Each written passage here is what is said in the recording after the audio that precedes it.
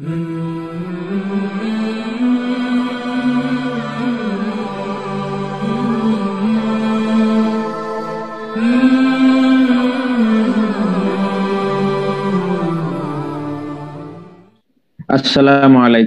warahmatullahi wabarakatuh.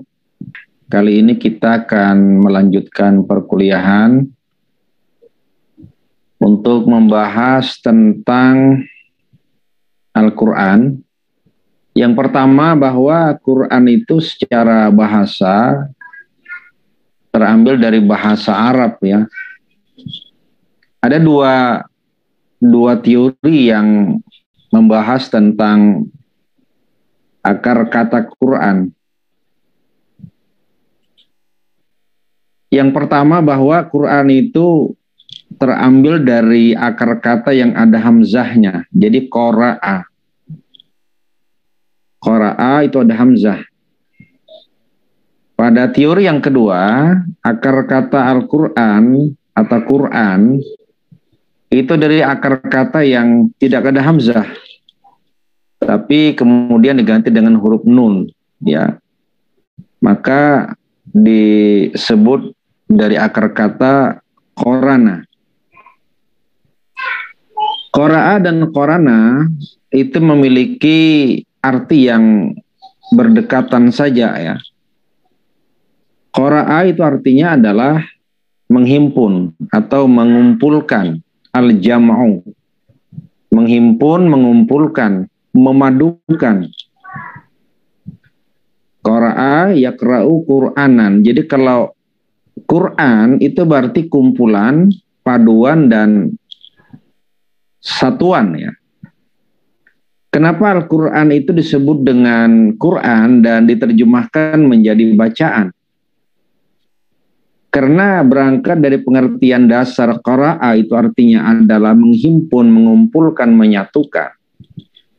Maka kita bisa paham kenapa kemudian Quran itu diartikan sebagai bacaan. Karena bukankah ketika orang membaca, ya, membaca Quran atau bahkan membaca yang lain selain Quran, itu adalah merupakan proses kegiatan di mana kita menyatukan, memadukan, menghimpun. Apa yang kita padukan, kita satukan, kita himpun. Huruf demi huruf. Setelah huruf demi huruf kemudian terhimpun menjadi kata. Dan kata kemudian kita himpun, kita satukan, itu menjadi kalimat ya. Dan akhirnya menjadi paragraf. Al-Quran menjadi huruf, menjadi kata, kemudian menjadi ayat, dan bahkan menjadi surah. Itu sebabnya maka ketika orang menghimpun, menyatukan kata demi kata menjadi kalimat, kemudian menjadi paragraf, atau Quran menjadi ayat dan surah, maka disebut dengan bacaan. Akar kata yang kedua adalah qorana, itu artinya adalah menyertai, mengikuti. Qorana ya, akar kata yang sama dengan qorin. Jadi kalau ada istilah jin qorin, itu artinya jin yang selalu menyertai, mengikuti kemanapun kita pergi. Akar kata qorana juga dekat dengan arti teman ya. Qorin juga berarti teman. Kenapa kemudian qorin diartikan teman? Karena yang namanya teman itu ialah orang yang senantiasa menyertai, mengikuti kemanapun dia pergi. Maka dalam bahasa Arab disebut dengan qorin atau teman. Itu sebabnya maka kenapa Quran disebut dengan Quran dan diartikan sebagai qorin, penyertaan ya. Karena memang Quran itu adalah suatu bentuk penyertaan huruf dengan huruf. Kemudian kata diikuti dengan kata dan kalimat diikuti dengan kalimat. Atau ayat diikuti dengan ayat dan surah diikuti dengan surah. Maka Quran, kata Qorana itu artinya adalah penyertaan. Ya. Mengikuti, mengiringi satu dengan yang lain. Sampai di sini maka kita bisa paham Quran itu adalah satu kesatuan yang selalu tersertakan.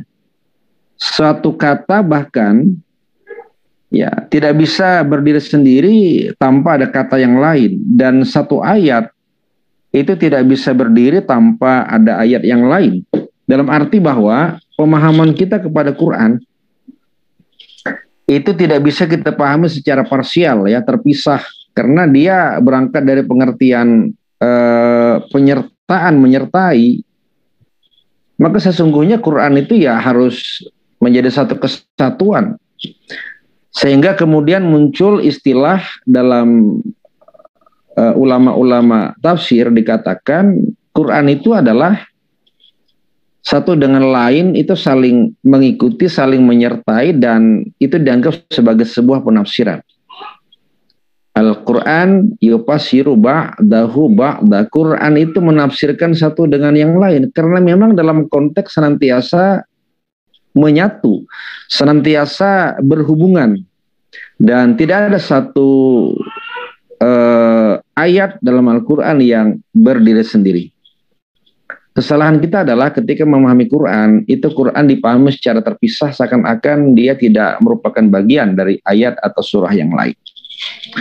Nah, hal ini akan menghantarkan pemahaman kita kepada bahwasanya Quran itu adalah bentuk penyertaan, kesatuan, sehingga itu menggiring kita untuk memahami Quran secara utuh dan tidak terpisah ya, antara satu dengan yang lain. Baik, ini yang bagian yang pertama. Kemudian yang kedua, dalam beberapa literatur studi Al-Quran atau ulumul Quran itu biasa kemudian diberikan definisi tentang Quran. Selain definisi istilah yang tadi kita ketengahkan. Yang pertama, bahwa Quran itu sepakat dikatakan sebagai kalamullah, jadi firman Allah. Ini menjadi penting ditegaskan bahwa Quran itu bukan perkataan manusia atau perkataan nabi sekalipun. Quran itu adalah firman Allah, kata-kata kalimat Allah. Dan karena itu tidak ada satupun yang bisa menyaingi bahkan menandingi serupa Quran. Itu karena sumbernya adalah Allah, bukan buatan manusia. Kemudian yang kedua, Quran itu turun ke Nabi Muhammad. Jadi kalau turun ke Nabi lain itu bukan Quran. Jadi kalau Taurat itu ke Nabi Musa, Zabur ke Nabi Daud, dan Injil ke Nabi Isa. Tapi kalau Quran turun ke Nabi Muhammad. Turunnya Al-Quran dari Allah itu ke Nabi Muhammad lewat perantara malaikat yang tersohor ya, yang disebut dengan malaikat Jibril alaihissalam. Jadi ada Allah, ada malaikat sebagai penghantar perantara, dan ada Nabi Muhammad sebagai penerima. Lalu yang keempat, Quran itu adalah firman Allah yang berbahasa Arab. Jadi kalau bukan bahasa Arab, itu bukan Al-Quran. Terjemah Al-Quran itu juga bukan Quran, ya terjemahnya. Karena yang namanya Quran itu adalah yang berbahasa Arab. Soal kemudian dari mana Quran itu bisa berbahasa Arab, itu nanti akan dibahas dalam kajian kita terhadap naskah dari Al-Itqan fi Ulumil Quran, karya Imam As-Sayuti, yang mengetengahkan ada 3 teori. Dari mana kemudian Quran itu kok bisa berbahasa Arab? Kita hanya sampai mengatakan Quran itu adalah bahasa Arab, dan jika selain bahasa Arab, maka dipastikan itu bukan Al-Quran. Lalu yang kelima, Quran itu mutawatir. Artinya apa? Periwayatan bahwa itu diterima dari Rasulullah, kemudian disampaikan kepada sahabat, sahabat ke sahabat, maka semuanya akan tahu bahwa itu merupakan firman Allah, maka tidak ada yang tersembunyi dan tidak ada yang tercecer. Jadi Quran itu yang diterima oleh Nabi Muhammad itu mutawatir ya di kalangan sahabat, dan semua tahu bahwa itu firman Allah. Kemudian Quran itu mengandung unsur kemukjizatan, al-mu'jiz. Dan karena itu tidak ada satu kitab pun yang serupa, yang bisa menyaingi bahkan menandingi, dan tidak ada satu orang pun yang mampu membuat semisal Al-Quran. Qul in kuntum fi raibim mimma nazzalna ala abdina fa'tu bi suratin min misli in kuntum shadiqin. Karena dia adalah mukjizat, maka tidak ada satu kekuatan manapun yang bisa menyaingi serupa dengan Al-Quran. Dan terakhir, Quran itu kalau dibaca dia merupakan ibadah. Paham tidak paham kepada Quran, itu kalau kita baca, dia merupakan ibadah. Dan ini merupakan bentuk kekhasan dibanding dengan beberapa kitab yang lain. Hanya Al-Quran yang kemudian dikatakan bahwa kalau kita membaca, kita akan dihitung sebagai ibadah. Satu huruf sekalipun, kata Ali bin Abi Thalib, kita tidak tahu artinya, itu bahkan mendapat pahala dari Allah Subhanahu wa Ta'ala. Bayangkan kalau sekian huruf, alif lam mim saja, kata Ali, itu bukan satu kata, ya, tapi dihitung menjadi 3 huruf, alif 1, lam 1, mim 1. Karena itu Allah akan mengganjar satu huruf menjadi 10. Inilah kemudian kenapa Quran itu disebut sebagai bentuk dari kitab yang kalau dibaca itu merupakan ibadah kita kepada Allah Subhanahu wa Ta'ala. Dan karena dia merupakan ibadah, maka otomatis nanti membaca Quran itu punya fungsi. Tidak hanya fungsinya secara rohani, tapi sekaligus juga berfungsi sebagai terapi, ya, jasmani yang nanti akan dikembangkan oleh kalangan ilmuwan seperti Ibnu Sina, Ibnu Rushd dan lain-lain sebagainya.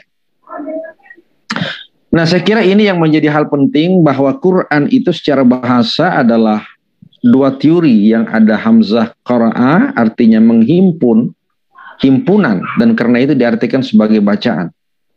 Yang kedua, qarana artinya menyertai, mengikuti, sehingga diartikan sebagai satu kesatuan. Dan maka Quran itu ialah himpunan, dan Quran merupakan satu kesatuan yang senantiasa terkait dengan yang lainnya. Dan Quran itu secara istilah, ya, firman Allah turun ke Nabi Muhammad lewat perantara malaikat Jibril, menggunakan bahasa Arab, riwayatnya mutawatir, kemudian merupakan mukjizat terbesar, dan jika dibaca kita mendapatkan pahala besar dari Allah Subhanahu wa Ta'ala. Sekira ini yang menjadi poin penting kita, ya, pada kesempatan malam hari ini. Kalau sekiranya ada yang mau ditanyakan, dipersilakan. Pak. Baik, silakan. Terus saya ada pertanyaan, apa dasar pemikiran dari orang-orang yang berpikir bahwa Al-Quran itu makhluk, Pak? Kan ada itu salah satu teologi gitu. Baik. Terima kasih, Pak. Jadi kalau kita belajar ilmu kalam, ya, itu memang ada 2 pendapat. Apakah Quran itu merupakan makhluk yang baharu atau dia merupakan unsur yang qadim, yang kekal? Dalam pendekatan ilmu kalam itu sebetulnya tergantung kepada cara memandang atau cara melihat. Ya, nanti akan bicara soal firman Allah atau kalamullah. Firman Allah, kalamullah itu ada 2. Ya, ada yang namanya kalam nafsi, satu perkataan yang kita tidak tahu, ya, dan itu bersifat qadim. Tetapi ada yang disebut dengan kalam labzi. Kalam labzi ialah kalam yang terlafalkan, yang ada suara, ada huruf. Nah, kalau ini yang kita lihat, maka sepakat ulama mengatakan bahwa ini adalah baharu, tidak qadim. Jadi kembali bahwa baharu atau qadim dan baharunya Quran tergantung dari sudut pandang mana kita melihat. Apakah dari kalam nafsi yang dari Allah langsung, yang kita tidak tahu apakah berupa apa, tapi kalau dia kalam labzi yang ada suara, ada huruf, itu semua menyatakan itu adalah sesuatu yang yang baharu ya, tidak qadim. Karena kalau dia qadim maka ada dua yang qadim selain kekadiman Allah Subhanahu wa taala. Baik, saya kira cukup ya. Kita akhiri dengan sama-sama membaca hamdalah. Alhamdulillahirabbil alamin. Assalamualaikum warahmatullahi wabarakatuh. Waalaikumsalam warahmatullahi wabarakatuh. Terima kasih Pak.